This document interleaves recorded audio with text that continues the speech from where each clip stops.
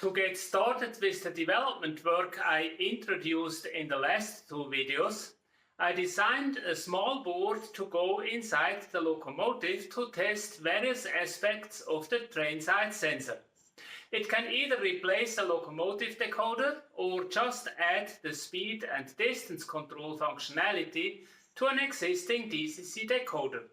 And as it turns out, it can be used for a few more use cases, which I am going to show you in this video.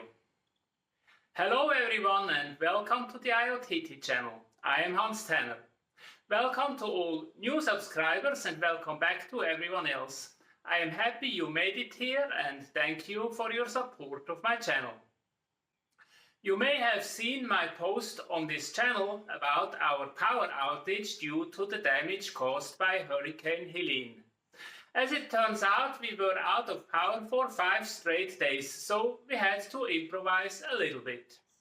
If you did not see the post, it might be because you are not subscribed to the IoTT channel or did not activate the notification function. So it is a good idea to do so right now, so you stay informed about new videos and YouTube posts I put out. And of course, my heart goes out to my friends in the western part of North Carolina, less than 50 miles from here, where the storm has wiped out entire villages and where almost 200 people are still missing.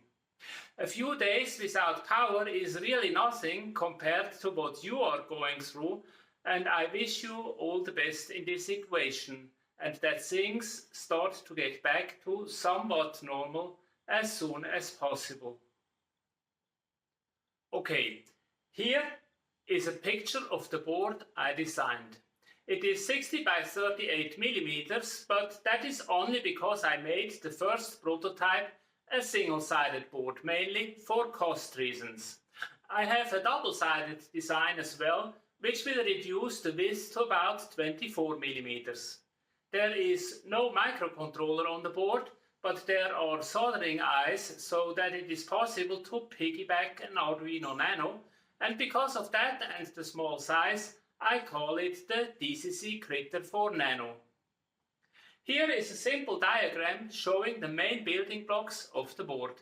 On the left side we see inputs for DCC and the DC power supply. Both inputs can be used to power the board. The DCC signal is also fed to the microcontroller so the Nano can see what commands are coming down the track. On the right side of the microcontroller is a driver chip with a full H-bridge driver that can output up to 6 amps either as DCC or PWM signal, and the input lines can be driven either from the microcontroller or from the incoming DCC signal. As mentioned in the intro, my primary intention with the board was making a simple trainside sensor to test the integration of distance measurement, speed control, and a DCC decoder inside the locomotive. As it turns out, with this pretty universal design, the board can be used for other use cases as well.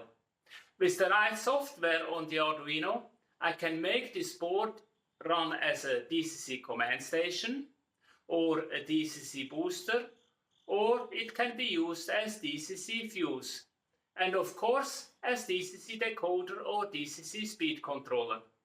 Let me show how this is possible, but before I do that, let's have a quick look at the schematics. As always, I am using EasyEDA to design my boards. You can use the online version or download it for free and install it on your PC. The link to the EasyEDA webpage is in the description of the video.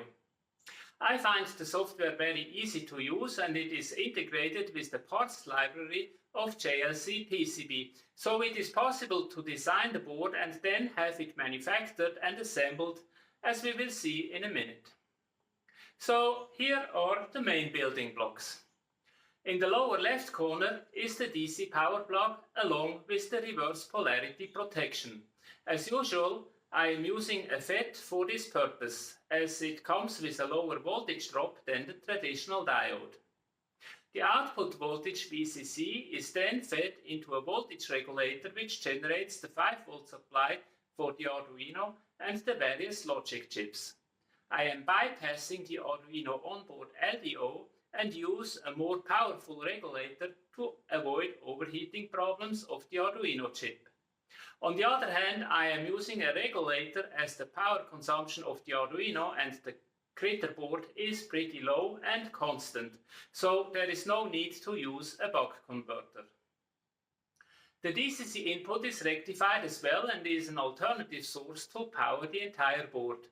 Note that I'm using Schottky diodes for the rectifier, which are faster and therefore more suitable for rectifying the DCC signal, which is a square wave with a frequency of up to 16 kHz. The DCC signal is also fed in a pair of comparators which create the 5-volt copy of DCC A and B that is fed into the microcontroller via data pins 2 and 3, and alternatively to the H-bridge driver as well. On the way to the bridge driver there is an additional XOR chip which allows for changing the polarity of the output using data pin 6 of the Arduino. The next element is the H-bridge driver. I am using the DRV8874 chip, which is rated for 6 amps maximum. You might be familiar with the chip if you are using the DCC X8874 motor shield, which is actually using 2 of them. As you see in the drawing, all control pins of the driver chips are connected to the data pins of the Arduino. There are no jumpers for mode selection. The advantage of the approach is that the configuration can be done entirely in the software, but of course it comes with the disadvantage that you need to make minor changes to existing software packages that do not have the corresponding pin settings implemented. The sensor resistor is set to 1.8 kΩ. With a current amplifier ratio of 455 microamps per amp, the sensor multiplier needs to be set to 14.7 to convert the analog ticks to milliamps. As you can also see, the 8874 can be driven either from the microcontroller using data pins 9 and 10, or directly from the DCC input, which comes in from the XOR chip output.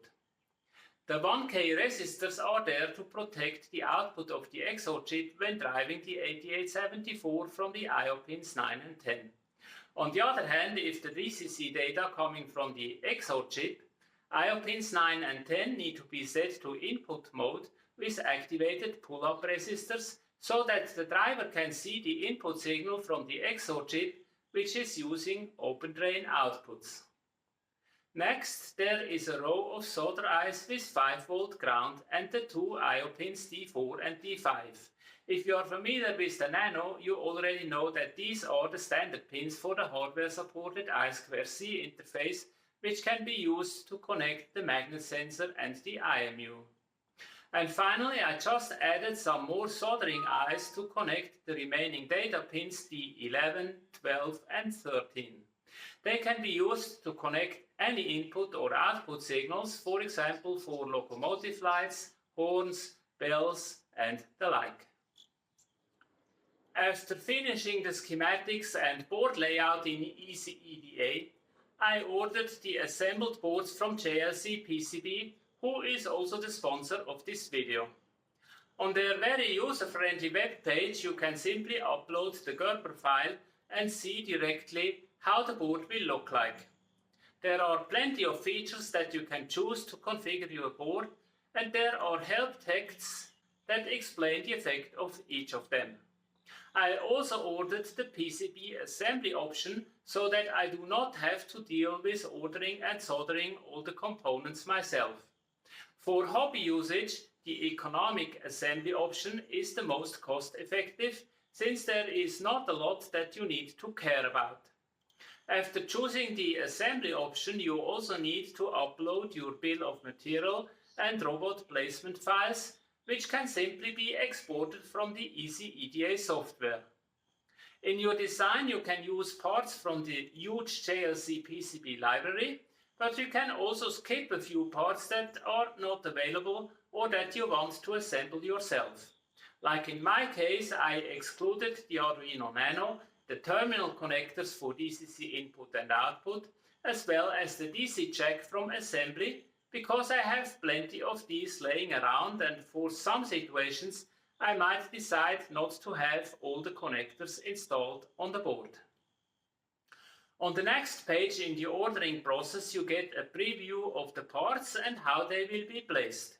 In most cases everything is just right from the assembly data, but just in case you can simply rotate the parts that need adjustment or correct the placement using the mouse.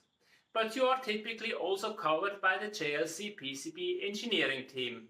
Once the order is placed, they will contact you if something is wrong and work with you to get it fixed.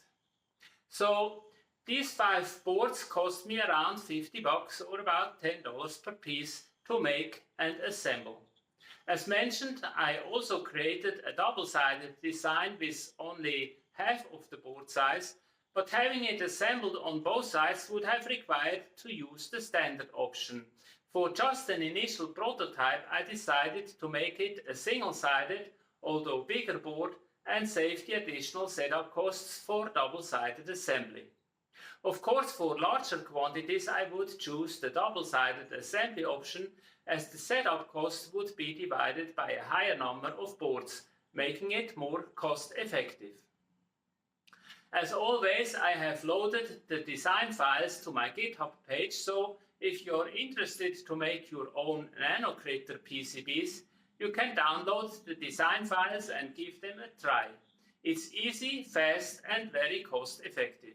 And by the way, JLCPCB is also offering CNC manufacturing and 3D printing services, which I plan to use in the future for making the IoTT cube frames shown in video number 145. After less than 2 weeks from ordering, the boards arrived and looked great as always. So it was time to install the Arduino Nano and the connectors and give them a try for the various use cases I made them for. To run the board as a command station, I load the Arduino Nano with the DCC-X software. The board is powered via DC jack with a voltage of up to 18 volts. The DCC input connector remains open and the track is connected to the DCC output pins. This table shows the truth table for the 8874 input pin settings.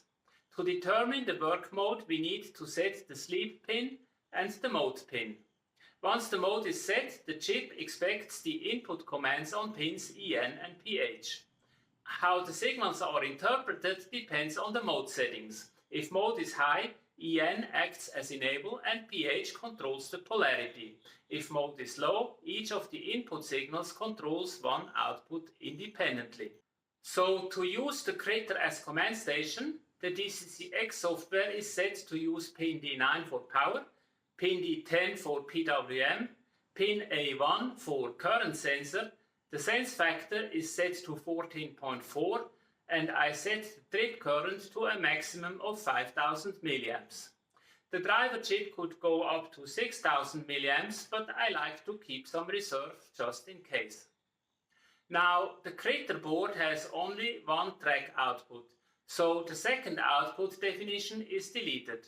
Finally, I need to make some adjustments in the DCC.C file to set the correct work mode.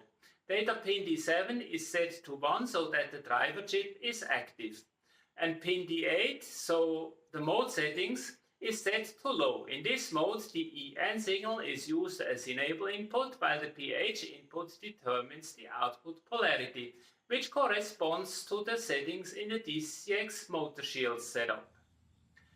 I now connect JMRI to the serial port of the Nano and can run my locomotive from a JMRI throttle. And I can activate the Vice Throttle server and run the locomotives from the phone using the engine driver app. Cool! Now I connect a second Nano Critter with the DCC input to the output of the command station. Then I connect a DC power supply with the desired voltage up to about 18 volts to the DC input jack. Yes, This is the booster use case, and of course I can connect any number of boosters I want. To make it run, I load the Nano with the Silverhead software. In booster mode, the DCC input is routed directly to the H-bridge driver to generate the track output with up to 5 amps track current. The Arduino in this mode is monitoring the output current and shuts it down in case of a short circuit. When in auto-reversing mode, it first tries to change the polarity to see if the short circuit goes away and only shuts the output in case it does not. In the Silverhead source code, I set pins D9 and D10 to input pull-up mode so that the DCC input is routed to the driver chip. The sleep pin D7 needs to be high, as does the mode pin D8. As seen in the truth table, in this mode the output of the 8874 is driven individually by each input, so the DCC input signal is exactly replicated to the output. And if D6 is activated, it is replicated with inverse polarity. Now I connect the computer to the Arduino Nano USB port and load the Silverhead configuration software as shown in video number 143. The PWR or power pin is set to 7 and the AR pin is set to 6. The sensor factor is 14.7. On the next tab I set the nominal current to 5000 milliamps so that I have some reserve for short circuit and temporary overload. I can now go to the monitoring tab, turn the track power of the booster on or off, and as the loco runs, I see what current it is consuming. If the auto-reversing feature is activated, it can also try to change the polarity before powering down in case of a short circuit. The next use case I want to discuss today is a leftover from video number 141. There I covered various aspects of short circuit protection, but left out the need for protecting individual sections when they are supplied from the same booster. The Nano critter can do exactly that and operate as DCC fuse with programmable short circuit current and optionally an auto-reversing feature. So I connect the next critter to the output of the booster using the DCC input. In this mode, the DC jack remains unconnected, as all we do is an additional protection for the track wires from the booster. The software that goes on the Nano is the Silverhead software, and we use the same configuration as for the booster. The only thing we change in the setup is the short circuit current, which should be lower than the short circuit current set in the booster, and the fuse mode, which ideally is one step quicker than in the booster settings.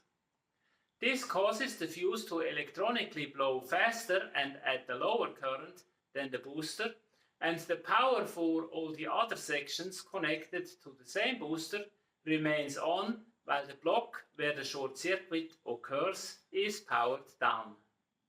The last two use cases are the ones I really made that board for, so the DCC decoder and the DCC speed controller. I will talk more about those in one of the future videos, so if you are interested in the topic, well, you know what to do. So, I think that is quite funny. I made a board to act as decoder, and it turns out the same hardware can do much more if it is controlled by a different software. In fact, a few identical boards with different software really can create an entire DCC system, a command station, one or several boosters with fuses on each section, and decoders in each locomotive. A standardized hardware, and all that changes really is the software that runs each device. Software changes are much easier to implement than hardware changes. So a universal board like the Nano critter is quite useful to try out new things, because all can be done in software. That's what I'm now looking forward to do for my train side sensor. And that's it for this video. I hope this information was useful or at least interesting for you. and it gave you some insights into the inner workings of DCC devices and the role of software for creating flexibility and keeping the efforts and resources used for development as low as possible. If so, or if you like this type of content in general, please click the like button below to let me know. It's free and it takes only a few seconds, but it helps a great deal with promoting this video and the IoTT channel in general to other model railroaders, because YouTube likes the likes. Thanks for watching and see you in the next video.